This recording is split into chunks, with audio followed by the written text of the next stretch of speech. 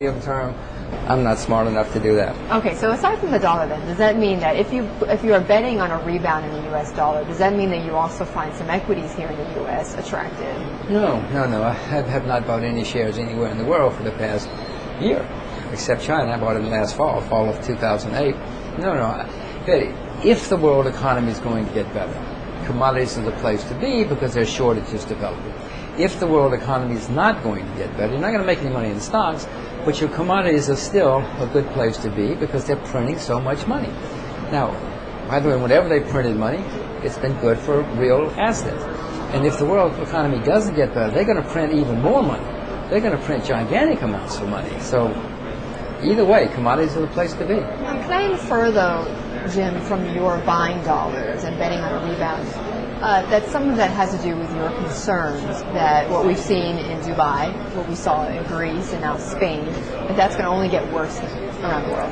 Yes, we're going to have more. I mean, Argentina, Ukraine, I can list you the United Kingdom, the UK, I can list you a whole list of countries that have got serious problems that are going to lead to currency problems and turmoil and maybe a short squeeze on the dollar. You know, in 2008, the dollar went up because everybody had their short. They were squeezed. They had to cover their shorts. If that happens again, well, everybody will have to cover their shorts again, and the dollar will rally. But I hope I'm smart enough, if it happens, that I'm smart enough to sell it. So do you believe then that in the UK we could see a full-on debt crisis there? Don't you? Don't you watch Bloomberg? I mean, come on.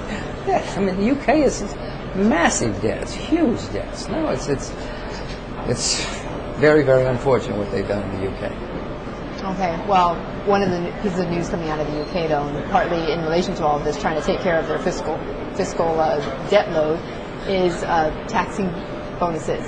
That's genius, isn't it? That's really going to solve their problems, you know.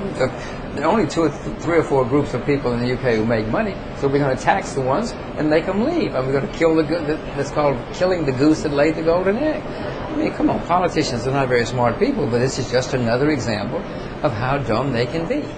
You see, Jim, I thought you might actually be supportive of that because you've been very critical of these Wall Street bankers who drive around in their Maseratis, as you said to me many times. Well, I'm critical of people who get bailed out, who take government money. They should go bankrupt. No. Please do not misunderstand. They should definitely, all of them should have gone bankrupt. It is outrageous that any taxpayer has to pay for these guys to keep their Lamborghinis. No, I've not changed that at all.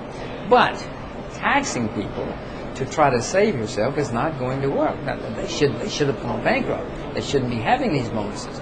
But since they do have the bonus, since the government said, okay guys, stay in business, make a lot of money to repair your balance sheets. Well, now that they've done what the government said, now the government says, well, how are we going to tax you? Come on, the government is playing it 2, 3, 4 different ways. I mean, politicians always do. Well, it's called duplicity. So you think that it's wrong for these, for instance, for Goldman, for Morgan Stanley, for J.P. Morgan. You know, they're revisiting some of their, so not all of them, but some of them are revisiting their compensation policies, and there's a lot of talk about their compensation policies that they need to be changed. And you disagree with that, right? Listen, I just got through saying that none of these guys should have been allowed to make all this money. It is totally outrageous. But the reality is since the government said, all right, guys, go make money, go rebuild yourselves, well, what do they expect them to do? Go down there and not make any money? Is that what they wanted? So, no. They should have been. They said go make money. I said go bankrupt. You failed, you go bankrupt. But now that the government has a different policy, they made money. Jim, now, I hardly see how we can fault them for doing what the government told them to do. Right, for basically following the rules, I suppose. Well, listen, the government said, here's free money. You don't have to pay any interest for this. Zero money. Now, what we're going to do is we're going to make it so that you can make a fortune. We're going to make the yield curve very steep. You'll make a fortune if you just take this money. Well, so they did it. And now the government's complaining that they did it. I mean, these guys in Washington are even dumber than... Anyway. You weren't happy with the Bush administration. You're just as not happy with the Obama administration, are you? Are you? Don't answer. I know you can't. You cannot. No, come on, no. The ones in the Bush administration did horrible things for us. These guys are doing just as bad. Poor Mr. Obama, he doesn't know much about economics or stocks. I mean, he didn't know what a stock was 6 or 7 years ago. And he's got these people around him that he thinks know what they're doing. He's going to find out in a year or two they didn't have a clue what they were doing. He's going to be very sorry he hired them. And so will the rest of us as well. Jim, and that's why you're still in Singapore. I'm in Singapore, but Betty, I'm an American citizen. I pay American taxes. And, I still have to do the same things everybody else does. I still vote in America. Jim, who did you vote for, by the way? I didn't vote for Mr. Obama, and I didn't vote for Mr. McCain. How quickly we forget. Okay, but you did vote. I always vote, yes. I'm a patriotic, red-blooded American taxpayer. Of course I vote. Jim, on a final note, of course, I always like to ask you what you're shorting these days. And I know before you shorted banks, you shorted treasuries. Shorted Fannie Mae.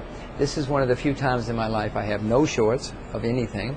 I nearly always have had lots of shorts balancing my long. But, Betty, I cannot find anything where it's a great excess right now. I don't like to short just to be short. I like to find something where there's an excess. Something has gone to excess.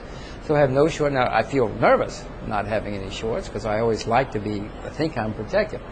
I suspect that the next thing to short will be the U.S. government bond market again. I mean, that's a bubble in the making. And somewhere along the line, I hope I'm smart enough to short it again. But I don't see any other excesses anywhere else in the world.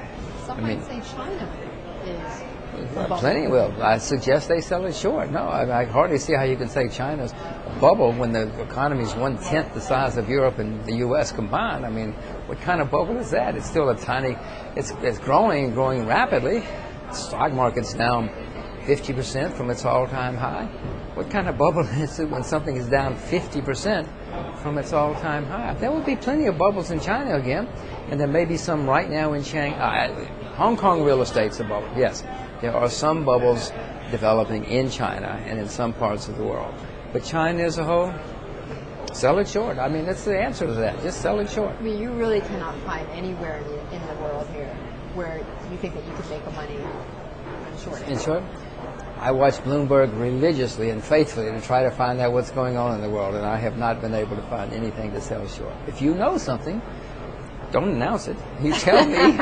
You tell me, and I'll short it, and then you can announce it. And then I'll be out of a job. But I'll be rich.